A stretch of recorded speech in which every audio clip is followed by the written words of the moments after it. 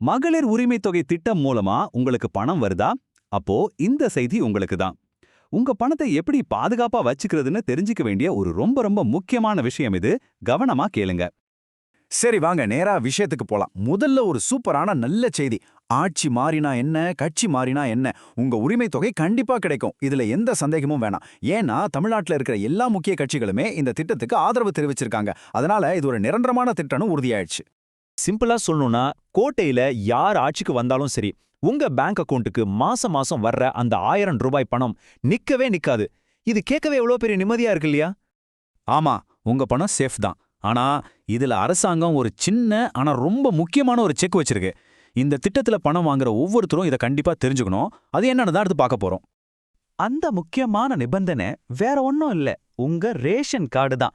ஆமா, இது சும்மா அரிசி பருப்பு வாங்குறதுக்கு மட்டும் இல்ல, உங்க உரிமை தொகைக்கான சாவியே இந்த கார்டு தாங்க. சொல்லப்போனா இந்த உரிமை தொகை திட்டத்தோட அஸ்திவாரமே உங்க ரேஷன் கார்டு தான்.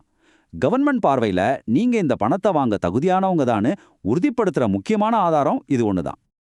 இப்ப பாருங்க, இந்த ரெண்டுக்கும் இருக்கிற வித்தியாசத்தை. உங்க கார்டு ஆக்டிவா, அதாவது செயல்பாட்டுல இருந்தா உங்களுக்கு உரிமை தொகையும் கிடைக்கும், மத்த அரசாங்க நலத்திட்டங்களும் கிடைக்கும். ஆனா ஒருவேளை உங்க கார்டு முடக்கப்பட்டுடுச்சுன்னா அவ்வளவுதான், எல்லாத்தையும் இழுக்க நேரிடும். உரிமை தொகை மட்டும் இல்ல, வேற எந்த அரசு உதவியும் உங்களுக்கு கிடைக்காம போயிடும். சரி, அப்போ எதுக்காக ஒரு கார்டை முடக்கறாங்க? இதுக்கு ஒரு முக்கியமான காரணம் இருக்கு. அதுவும் நாம ரொம்ப சுலபமா செய்யக்கூடிய ஒரு சின்ன தவறு தான் அது. என்னன்னு பார்க்கலாம் வாங்க. இந்த நம்பரை நல்லா மனசுல வச்சுக்கோங்க. 3. ஆமாங்க, வெறும் 3 மாசம்.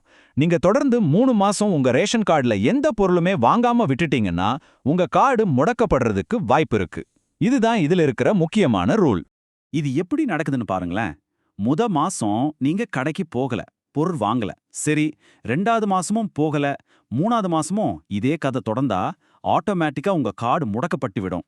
இதுக்காக யாரும் உங்களுக்கு ஃபோன் பண்ணியோ நோட்டீஸ் அனுப்பியோ கேட்க மாட்டாங்க. இது தானா நடந்துடும்.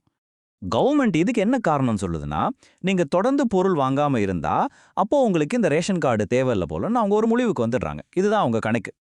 இதுல இருக்கிற பெரிய சிக்கலே என்ன தெரியுமா? ஒரு தடவை முடக்கப்பட்ட கார்டை திரும்ப ஆக்டிவேட் பண்றது அவ்வளோ சுலபமான காரியம் இல்ல. நீங்க தாலுகா ஆஃபீஸ்க்கு நேர்ல போகணும், அங்க அதிகாரிகளை பார்க்கணும், எதுக்கு பொருள் வாங்கணும்னு சரியான காரணம் சொல்லணும். ஒரே அலைச்சலா இருக்கும். ஆனா நீங்க இதுக்கெல்லாம் கவலைப்பட வேண்டாம். இப்போ ஒரு நல்ல விஷயம் இருக்கு. உங்க ரேஷன் கார்டை மெயின்டைன் பண்றது இப்போ முன்ன விட ரொம்ப ரொம்ப ஈஸியாகிடுச்சு. அது எப்படின்னு பார்க்கலாம் வாங்க. இதுக்காக நீங்க இனிமே சேவை மையத்துக்கெல்லாம் அலையவே வேண்டாம். உங்க கையில இருக்கிற ஸ்மார்ட் போன் போதும். TNPDS வெப்சைட்லயோ இல்ல ஆப் மூலமாகவோ வீட்ல இருந்தபடியே எல்லா திருத்தங்களையும் செஞ்சுக்கலாம். கண்ட்ரோல் இப்போ உங்க கையில தான். இப்போ இந்த அட்டவணையை பாருங்க, இது ரொம்ப யூஸ்ஃபுல்லா இருக்கும். என்னென்ன திருத்தங்கள் செய்யலாம், அதுக்கு என்னென்ன டாக்குமெண்ட் தேவைன்னு இதுல தெளிவா இருக்கு. வேணும்னா ஒரு ஸ்கிரீன்ஷாட் கூட எடுத்து வச்சுக்கோங்க, அப்புறமா உதவும். உதாரணத்துக்கு ஒரு புது மெம்பரை சேர்க்கணும்னு வைங்க. கல்யாணமானா உங்க மனைவியோட பேரை சேர்க்கணும்னா திருமணச் சான்றிதழ் வேணும். குழந்தைங்களோட பேரை சேர்க்க பர்த் சர்டிஃபிகேட் போதும். ரொம்ப சிம்பிள். ஒருவேளை நீங்க வீடு மாறிட்டீங்கன்னா அட்ரஸை மாத்துறதும் ரொம்ப ஈஸி. புது வீட்டு கரண்ட் பில்லோ இல்ல வாடகை ஒப்பந்தமா இருந்தா போதும், ஆன்லைன்லயே மாத்திக்கலாம்.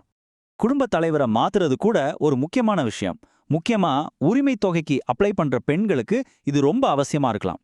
இதுக்கு டெத் சர்டிஃபிகேட் இல்லனா வேற ஏதாவது சரியான காரணங்கள் தேவைப்படும். அதே மாதிரி தான் வீட்ல இருந்து கல்யாணம் ஆகி போனவங்க பேரையோ இல்ல தவறி போனவங்க பேரையோ நீக்கணும்னாலும் ஆன்லைன்லயே செஞ்சிடலாம். திருமண பத்திரிக்கை இல்லனா இறப்புச் சான்றிதழை அப்லோட் பண்ணா போதும்.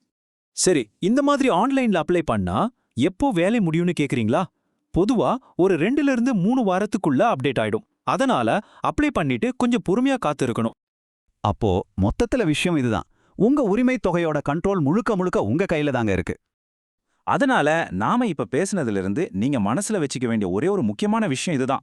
மாசம் உங்க பேங்க் அக்கவுண்ட்டுக்கு அந்த பணம் எந்த தடையும் இல்லாம வரணும்னா மாசத்துக்கு ஒரு தடவையாவது ரேஷன் கடைக்கு போய் ஏதாச்சும் ஒரு பொருளையாவது வாங்குறத வழக்கமாக்கிக்கோங்க. அப்போ உங்களுக்கு வர்ற அந்த பண உதவிய நீங்களே பாதுகாத்துக்க இந்த சின்ன வேலையை செய்ய நீங்க தயாரா? ஞாபகம் வச்சுக்கோங்க, உங்க ரேஷன் கார்டு உங்க பொறுப்பு. அதை சரியா பயன்படுத்துங்க, உங்க உரிமை தொகையை உறுதி செஞ்சுக்கோங்க.